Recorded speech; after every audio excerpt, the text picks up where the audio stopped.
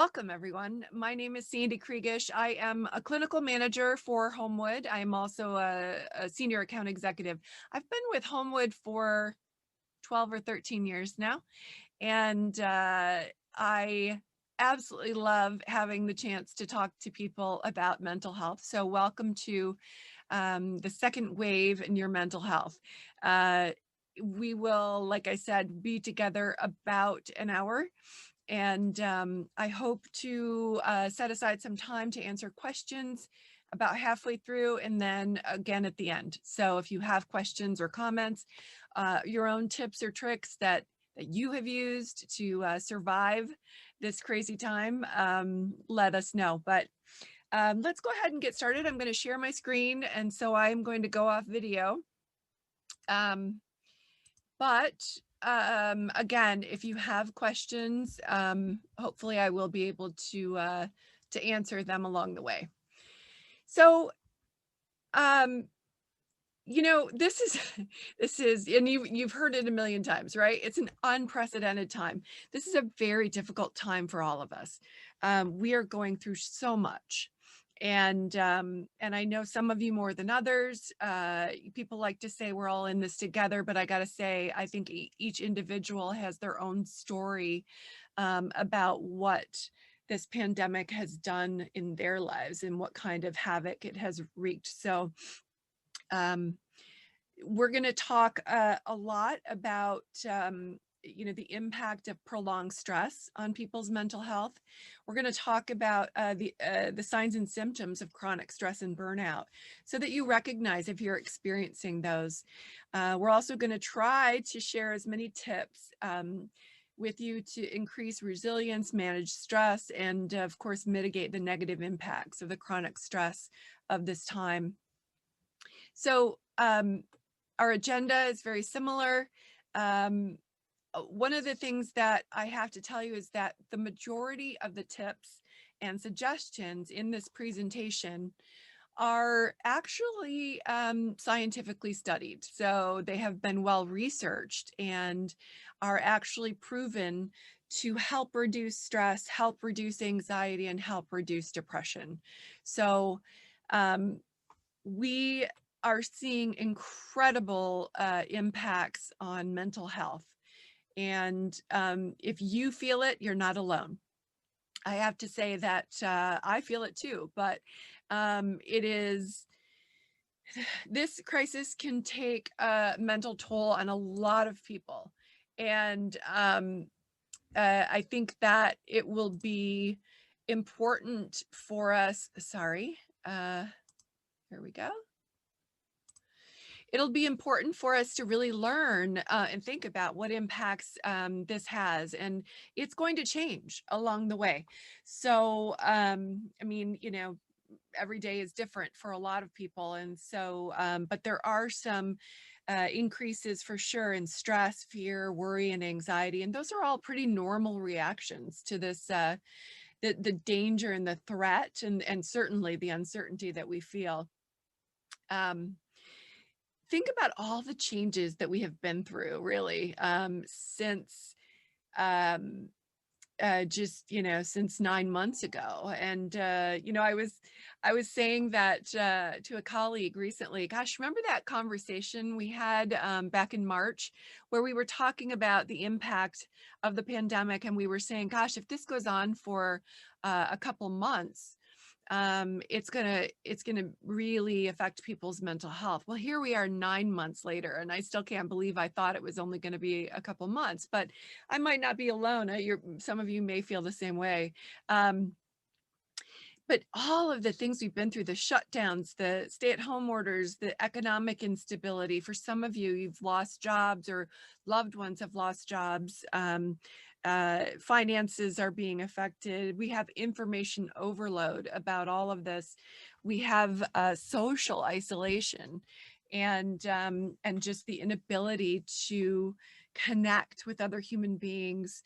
We many of us are working from home, working remotely, also dealing with having kids there and them trying to attend school, and you're being distracted on a, just it is pretty enormous, I think, in terms of the impact. And then if you add in that, the racial injustice that we see and we hear about constantly, the political upheaval in many countries. And just today we have on this webinar, we've got people from Canada as well as the US.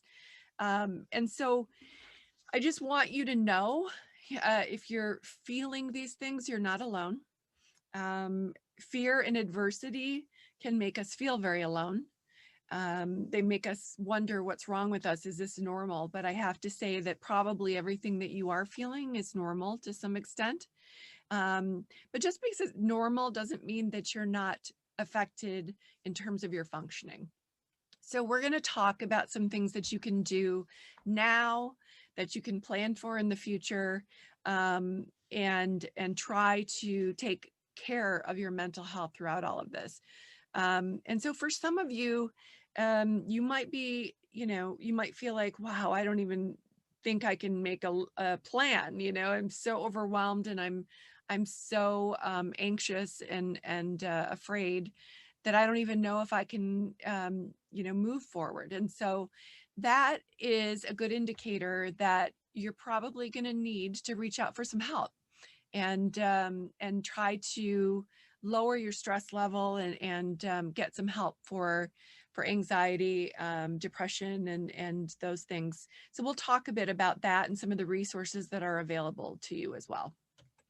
Okay, so a couple of just stats. So this is from Canada. This is a recent survey by the Center for Addiction and Mental Health. So CAMH did this survey between September 18th and 22nd. And what it showed is that women had higher levels of anxiety and loneliness than men. And parents of children under the age of 18 had higher levels of depression compared to adults without children in this age. So it is important that we recognize that. And I think, certainly if you're a man or you don't have children, that doesn't mean that you're not feeling mental health effects. But certainly that showed that, women are feeling it a bit more, and so are parents of children under the age of 18.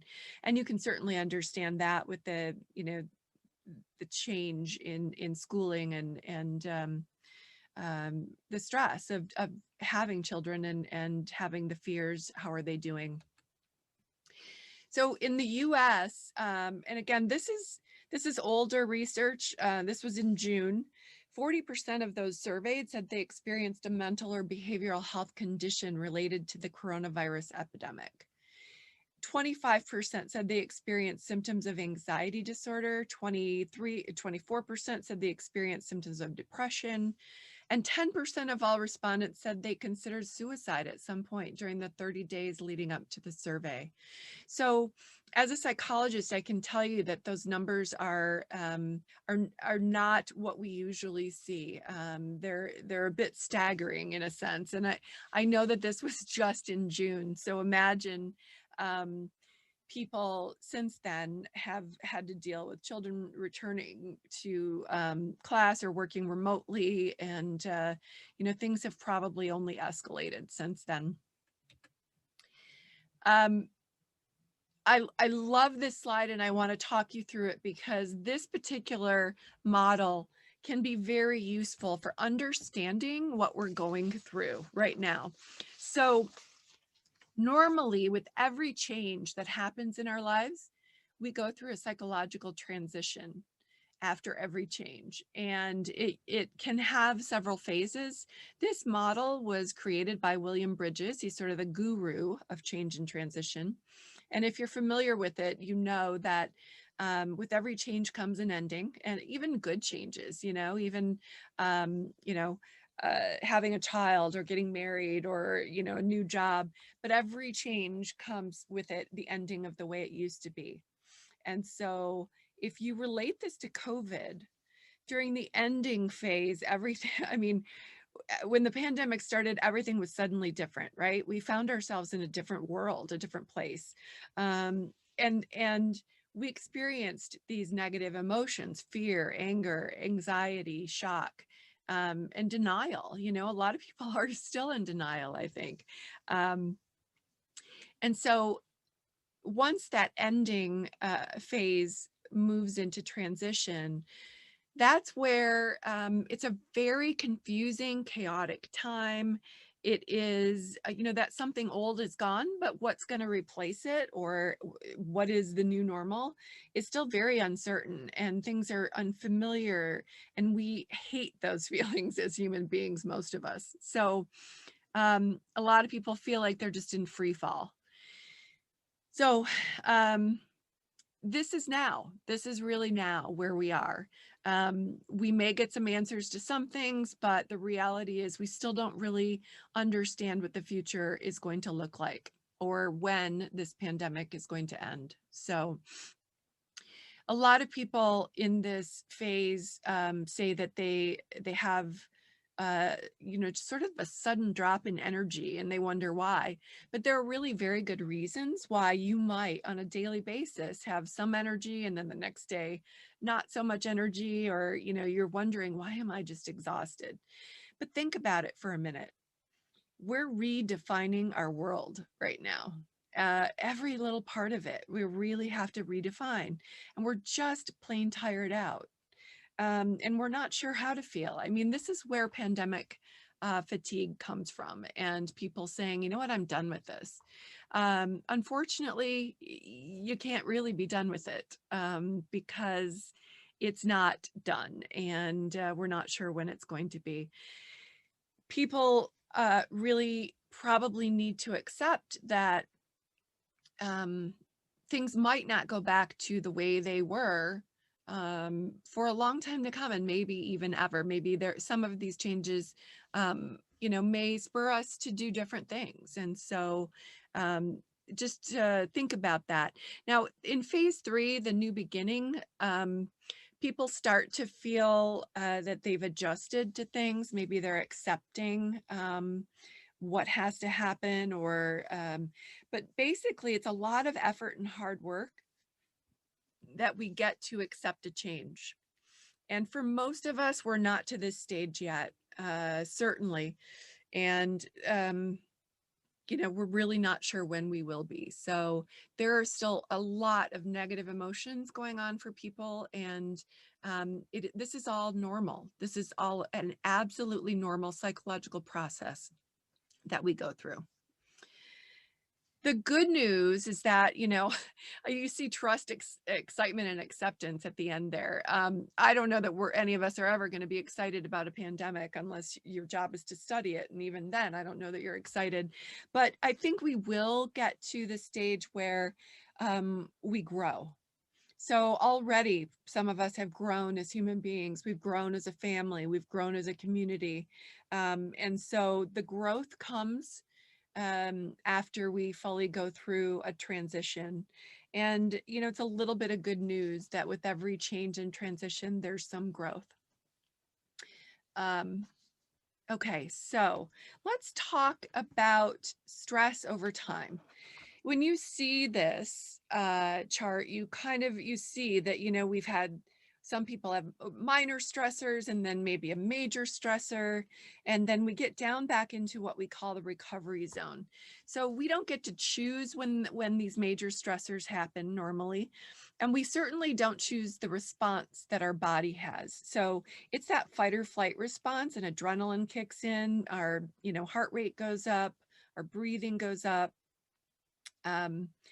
It's intended to be a short-term response to a high stress period. But this is more today's reality, right? We have stress after stress after stress after stress, and we don't really come back down into the recovery zone. So we don't ever get back down to that sort of baseline resting state where we can recover and we can rejuvenate and we can refresh ourselves. So some of the things that we're going to talk about today are going to hopefully help us get closer to that recovery zone at times. We all need to figure out what we need in order to get into the recovery zone at times, to take ourselves out of the frenzy of the constant stress. So But I do want to talk so that fight or flight response, that adrenaline over time, when we don't have recovery time, turns into cortisol. Cortisol is our stress hormone in our body. And we're not meant to have high levels of cortisol at all times. It's one of the things that scientists have been studying in really the last decade, is what does cortisol do to our body, and why do people struggle with more health problems nowadays? And part of it is that cortisol will attack our cells and it will change things. And so we end up with more heart disease, more cancer, more stress-related illness, gastrointestinal things, that kind of thing. So I just want you to think about that. And I'm making the case for why you all need to think about, how can I get back in that recovery zone? Pat yourself on the back right now today, because just the fact that you're here listening to this and hopefully trying to gain some more knowledge about how to take care of your mental health, that's a great step, right? So is stress always bad for us? No, absolutely not. We all have an optimal zone of stress, and it's different for everyone. But you know, in that optimal zone, we're doing really well. We're feeling pretty effective and productive. But on either side of that, when we're outside of our optimal zone, then that's when either boredom can happen and some things along with that, or panic on the other side. So resilient people not only have the ability to cope outside of the optimal zone, so they cope with the boredom or they cope with the panic, they recognize that they're outside their optimal zone, and they're able to work to get back in that optimal zone. So here are some just ways that you can get a sense of where your optimal zone is. If you are feeling like, a lot of people now have more time on their hands,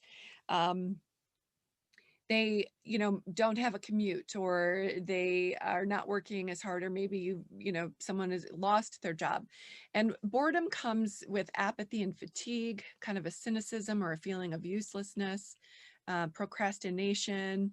You become more critical of everything.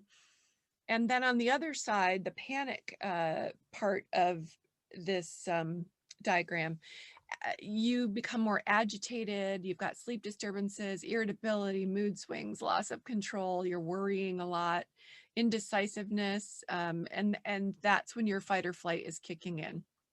So a lot of you are looking at this thinking, oh yeah, that's where I am, right? That optimal zone in the middle, though, if we can get back there, if we can figure out how to get there, even in the midst of this high stress time, we can feel more energetic, we can feel more confident, we can enjoy things in our lives, and we can, you know, have good concentration. And so this is just a good indicator that when we're in the optimal zone, things can improve. Okay, so when acute stress becomes chronic, and I sort of just talked about this, high levels of cortisol become toxic. So it really affects our body in many ways: memory, mood, mental functions. And so for many of us, we are operating with a really high level of cortisol right now.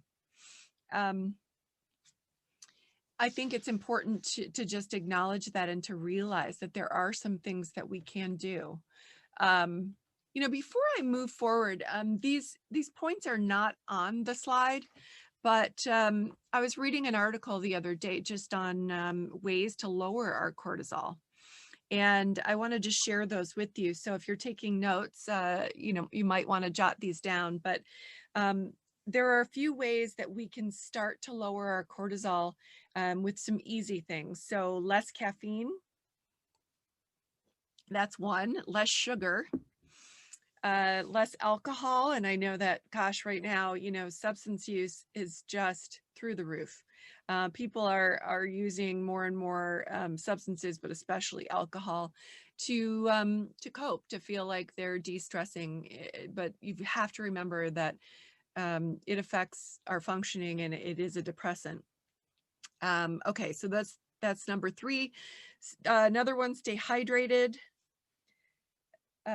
Number 5 is laugh. So hopefully you are finding ways to laugh throughout this.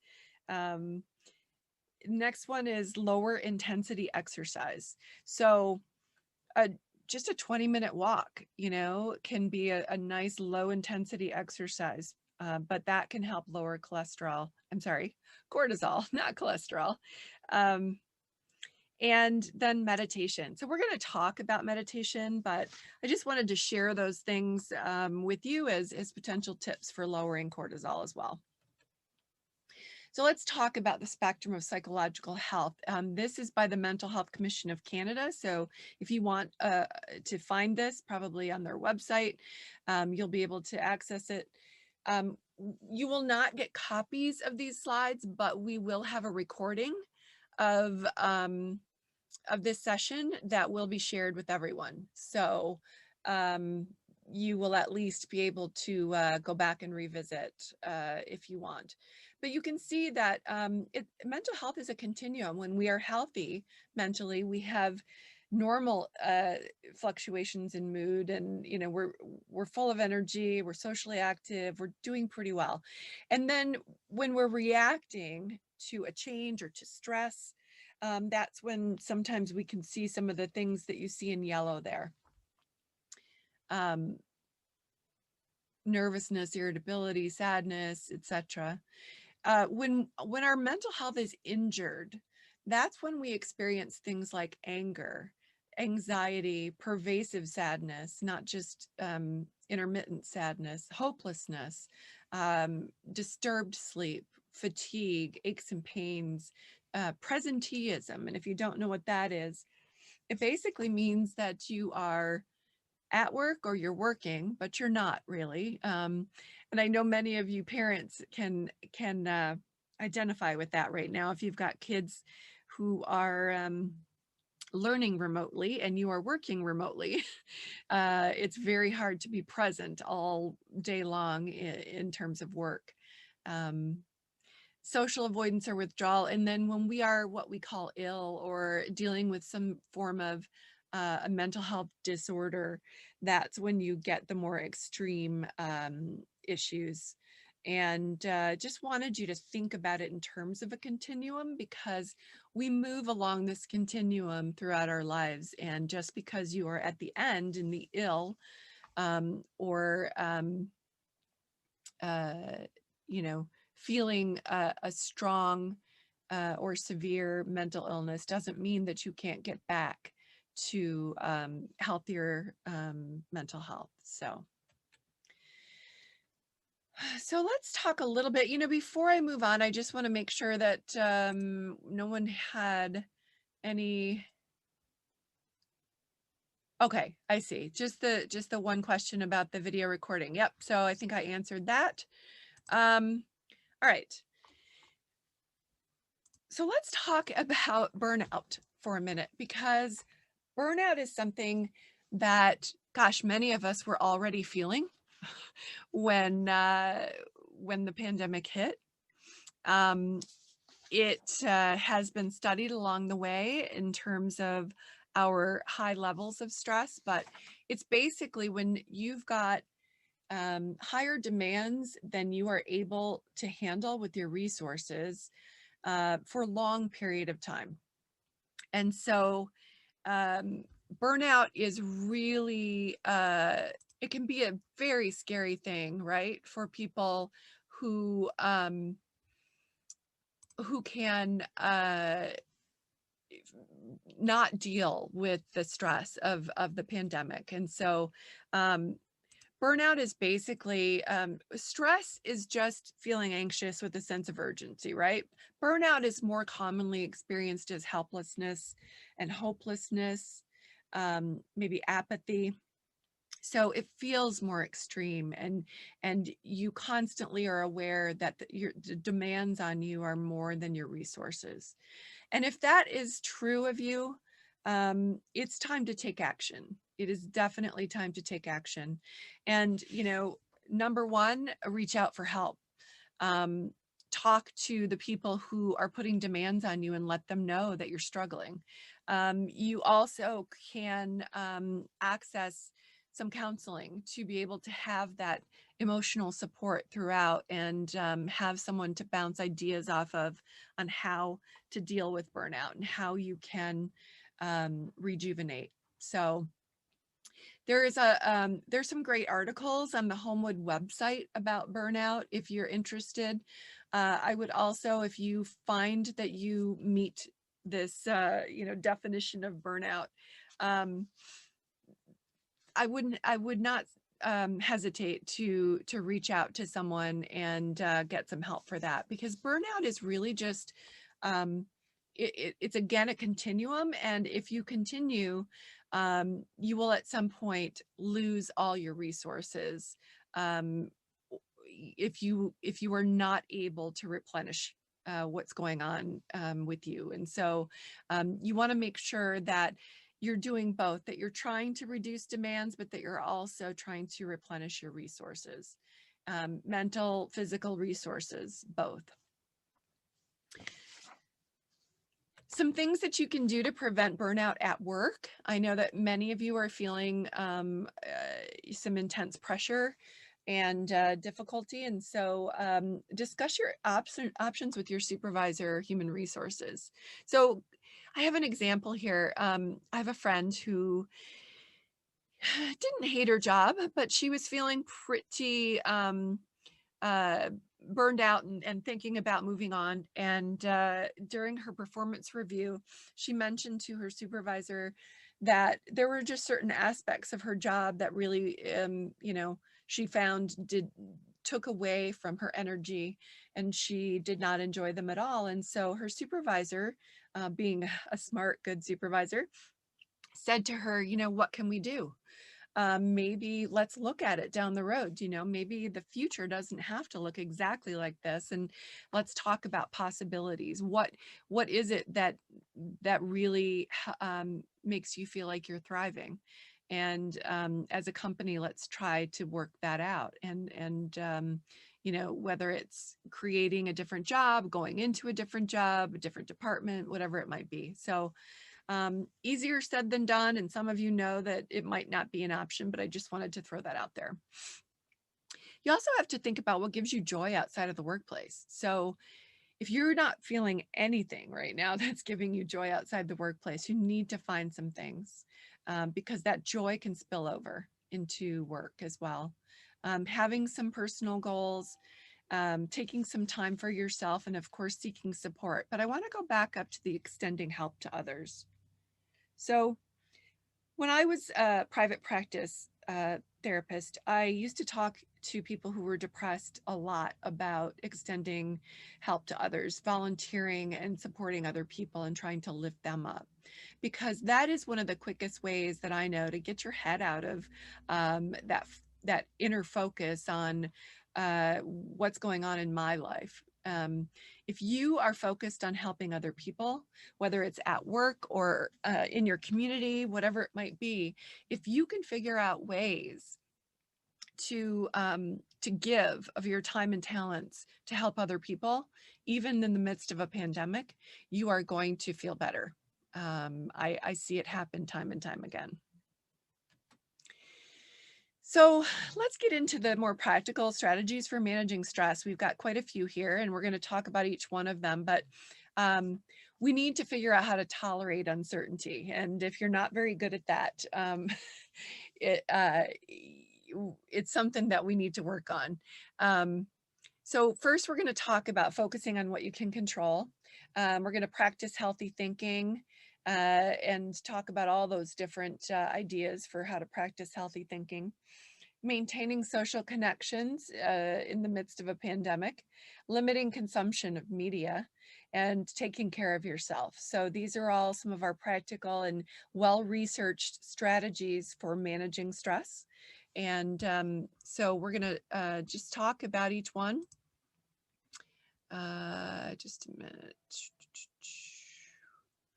A couple of questions that I just want to address real quick. Someone said, are you seeing a difference now, introverts and extroverts, and how they're coping with the pandemic? Yeah, it's interesting. Some introverts are like, woohoo, I get to stay home, right? um, I don't have to push myself out there and deal with people. Introverts definitely are going to have an easier time dealing with the lack of social connection. However, um, that alone is not just the main thing that we're dealing with right now. And I also have to tell you that as introverted as you might be, introverts also, as human beings, have a need for social connection. They have a need for connection with other human beings. And however they do that, if that's being affected, then they're still going to have strong reactions. So that's a great question. Another one said, what if we're therapists and that's our whole job day in and day out and helping other people? Yeah, wow. I hear you and I get it, because there is certainly compassion fatigue in the helping careers, and the needs are so much greater than they used to be, as people are entering counseling now. And so you anyone in a helping profession needs to take some of these ideas seriously. Grab one of them that we're going to talk about here and say to yourself, okay, this is, I'm going to try this because I absolutely need to de-stress and get away from the helping, right? And yeah, absolutely. Someone says working with seniors and seeing their helplessness. Yeah. Anyone who's in a helping profession needs to have a support system that they can turn to, whether it's coworkers who know exactly what they're going through. But yeah, as we're talking about this, I'll try to keep those in mind and bring out certain points specifically for people in helping professions. Okay, so let's first talk about focusing what you can control. I am a self-professed control freak, so I try to control everything, and some of you can relate. But even if you're not necessarily a control freak in all arenas, we are all bombarded right now with things that we can't control. And so we have to try to focus on the things that we have some influence or total influence on. And those obviously are things related to us. But if we're focusing on the things that we have no influence or very little influence on, then we are going to be exhausted. It is an energy wasting process to try to control things that you can't control.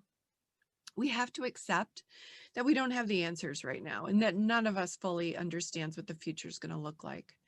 I'll give you a good example on the control issue. So my sister has a 13-year-old, and and she's also in the helping profession. She's a nurse. So, her stress level's been very high.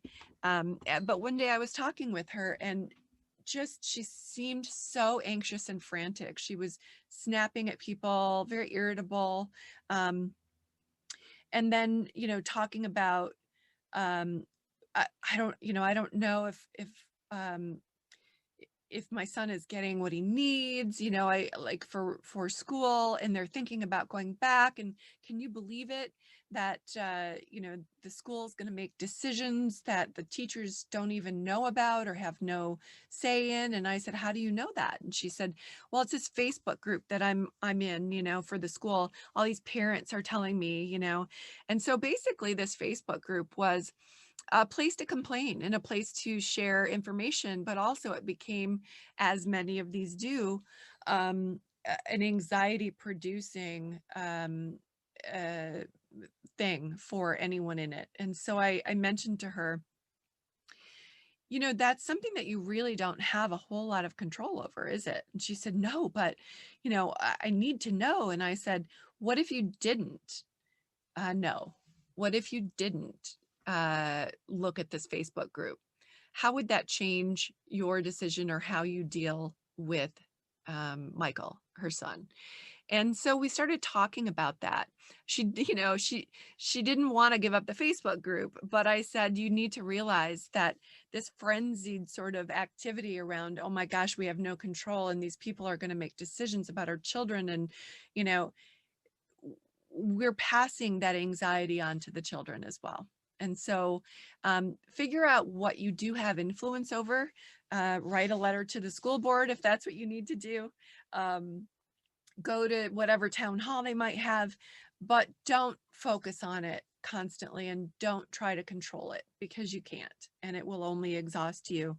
And so, and that's just taking away resources. So here's a good example, and I would highly recommend that any of you who think it might be helpful, and I would say probably everyone, you know, take out a piece of paper tonight, tomorrow, whenever, this weekend, and draw a big circle in the middle and put everything that you can't control on the outside and everything that you feel like you can control or at least have some influence on inside the circle, and focus on those things inside the circle, because you can't control the person in the grocery store who is in your space. You can't control the actions of other people. You can't control the politics. You can't control the pandemic. You can't control how long it will last. You can't predict what's going to happen, and you certainly can't predict, or you can't control the amount of toilet paper at the store. So just take a look at those things in the middle. Those are things that we can all do. And so you can make your own list. Okay. So yeah, I highly recommend this as an activity. Draw that circle and focus on the things that are inside the circle. So practicing healthy thinking, this is something that any good counselor can help you do as well. It's really about, you know, first off, observing your thoughts. What are you telling yourself? What's the self-talk that's going through your head all the time? Writing it down can be very helpful. And really just create distance from those thoughts, or at least reflect on them, and you know, what is going through my head right now? Focusing on the present moment, so being mindful of the present and staying focused on what's really happening. A good example there, you know, with the scenario I was just talking about with my sister and her son, you know, she was so focused and so upset about what was happening with the school that she really wasn't there in the moment with her son and noticing his reaction to all of that. So we need to be more present. I also want to talk about this, you know, jumping to the worst case scenarios, which is, I call it catastrophizing. We do that so easily, especially when we are stressed or anxious. And I want to say that the what ifs, you know, we do the what if all day long. What if my family members get it? What if someone dies? What if, and some of you have already dealt with that, which, you know, you're going through certainly a huge loss. But we do the what ifs a lot. And I want to just tell you that, or encourage you to, if you're going to what if with the negatives of all the worst things that can happen, I want you to what if with the best things that can happen too.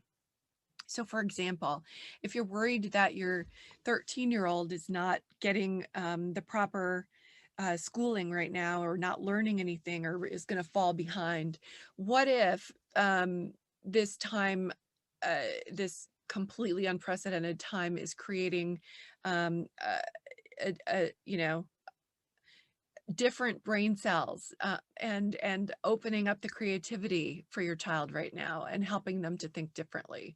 So it's hard to do, but I just want you to think about that. If you what if one way, you got to what if the other way. So radical acceptance is something that you can certainly just search on the internet. It's also called distress tolerance, but it's basically just saying, you know what? this is distressing. It's not okay. I'm not okay right now, but that's okay. And I can't change this. And trying to control something that I can't change will exhaust me. So I'm not going to focus on it. I'm just going to accept that this is what it is. And so that distress tolerance can sometimes be very helpful for people.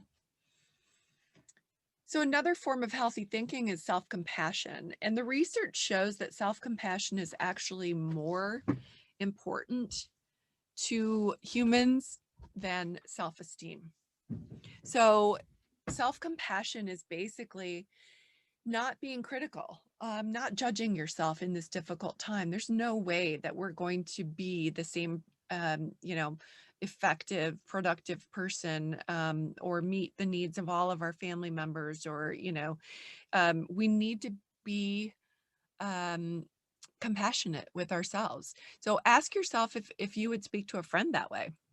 What would you say if a friend were saying, gosh, if I just feel like I'm not giving enough in this, or work is suffering, or whatever it might be. And notice when you judge yourself, practice acceptance and self-compassion instead. So start that as a new sort of habit, that you pay attention to how you talk to yourself. So there's a lot of good research and good writing on self-compassion. Kristen Neff, Neff, so 2 F's as in Frank, is a great resource if you want more reading on self-compassion.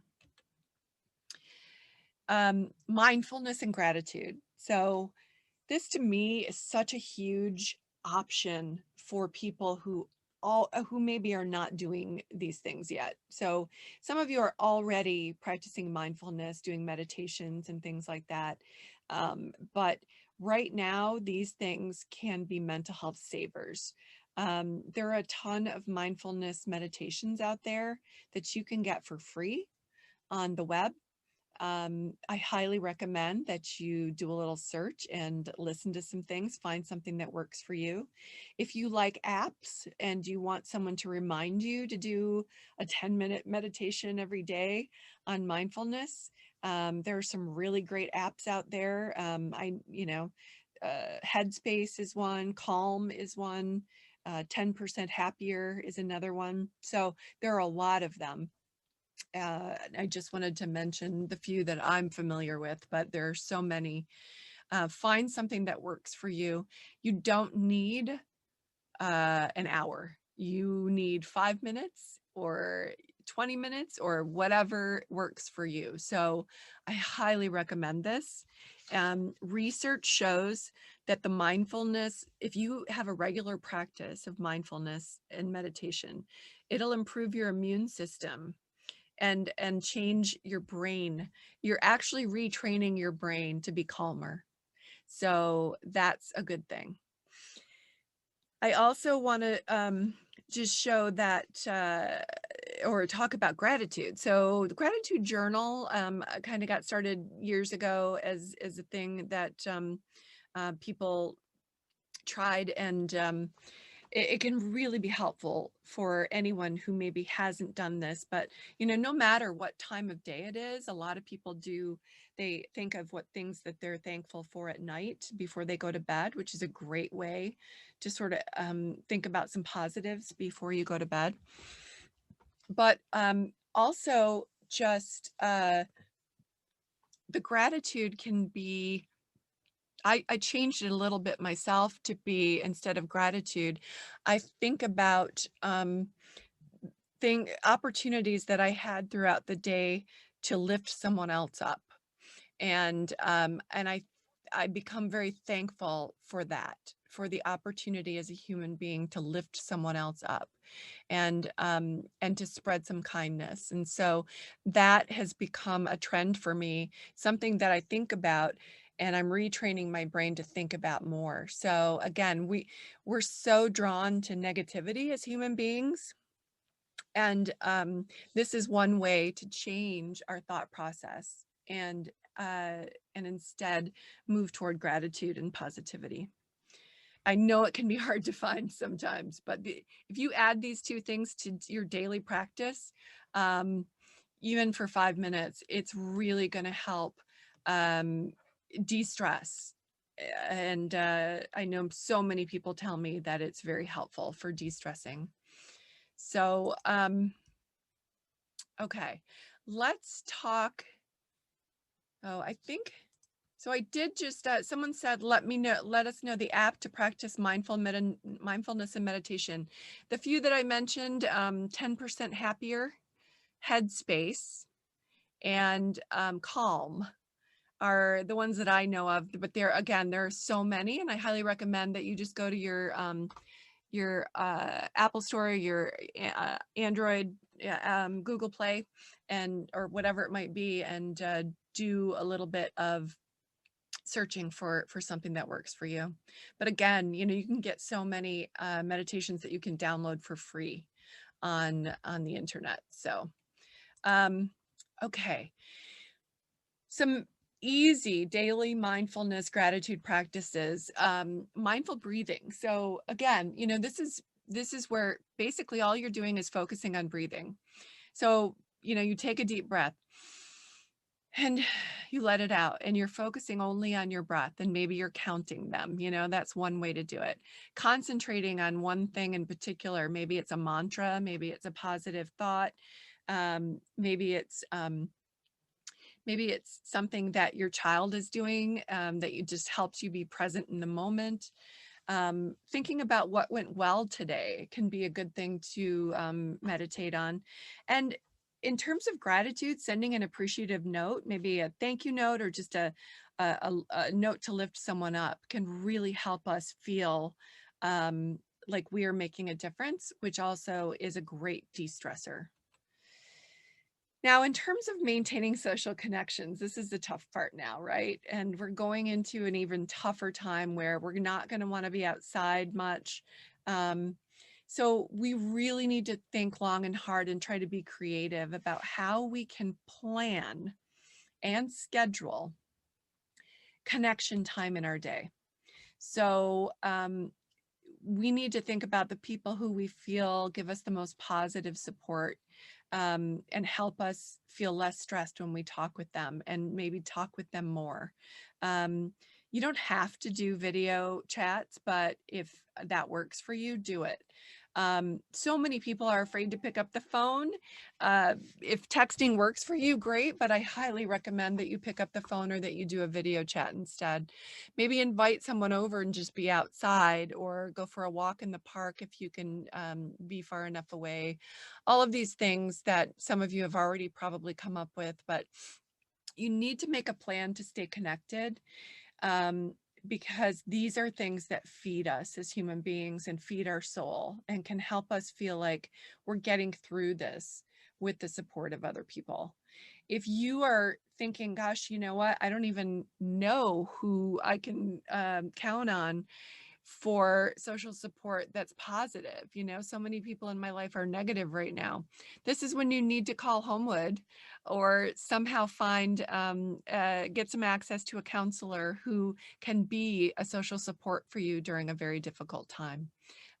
You can access it, in many different virtual ways now, including text. So there, that can be part of your social support.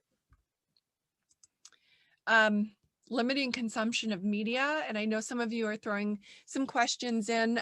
Don't worry, I'll spend a little bit of time getting to them, but I don't know about you, but social media can really stress me out right now. I highly recommend that that you consider taking a break from it, unless you can identify, when you think about it, that it really is a positive part of your world right now. And so if there are positive things that you get out of social media and you can avoid the negative, then do it. But right now you should only be getting snippets of news just to be able to keep up on maybe the latest things. Set screen time limits for you and for your kids. Avoid media before bed, and some experts say for even 2 hours before bed. So watch something funny instead, right? Self-care strategies obviously include routine regulation. So the more routines that we have, the more we feel that we have a little bit of control, or, that things aren't quite so chaotic. And of course, the big three, right? Physical activity, sleep, and healthy eating. And I know that these things are difficult, and especially if you find yourself depressed. Pushing yourself to do physical activity when you're depressed feels like just one more thing that you can't seem to get done, or that you have to feel guilty about. So if you find that that's true for you, this is when you want to reach out for some professional help. You really want to try to access a counselor who's going to help you to lessen that depression. Sleep is, right now, we have an epidemic of not sleeping and people with interrupted sleep. And this is what happens with uncertainty and fear and anxiety. And so you have to figure out for you what is going to help you get more sleep. It has to be there. Otherwise, anxiety and depression follow almost every time that we are not getting good sleep. And of course, trying to eat healthier is really, again, always key to de-stressing. So I'm just gonna run through a couple of these, taking regular breaks with work, maybe scheduling them in. I do that. I actually schedule, a 5-minute meditation break sometimes. Or I recognize when I'm not breathing well, or when my shoulders are up into my earlobes because I'm stressed out. And so that's when you need to take a break and figure out what helps you to de-stress. Create a routine for distinguishing the boundary between work and life. You really need, especially if you're remotely working, to maybe even, set an alarm for when you have decided that you're going to stop working for the day. And then, of course, access your organizational supports, whether it be colleagues or the Employee and Family Assistance Program through Homewood, or if you're not covered by Homewood, because some of you might not be on this call, there are other resources out there. So if you're finding that you are feeling any of these things that you see here on this list, it's time for you to take care of yourself, and you need to make the time, and you need to reach out for support. And if that support includes the free resources through your Employee Assistance Program, we are here. We're here for you now, and we will be in the future. We can help with all kinds of things. And if you're not familiar with your Employee and Family Assistance Program services, ask your HR person or go to our website and find out what we can do to help you and lighten your load right now. We are available 24/7. We are a crisis line. We're completely confidential, and there's no cost to our services for people who are covered by Homewood. I also just want to talk to those of you who maybe aren't covered by Homewood, if there are some on this call. Homewood is also a partner in Wellness Together Canada. So those of you who are Canadian, your federal government has put together a mental health and substance use support program. If you go to wellnesstogether.ca, you will have access to free resources, including free counseling as a Canadian. So it's available to everyone, and I highly recommend that you use that if you are not covered by Homewood Health's Employee and Family Assistance Program.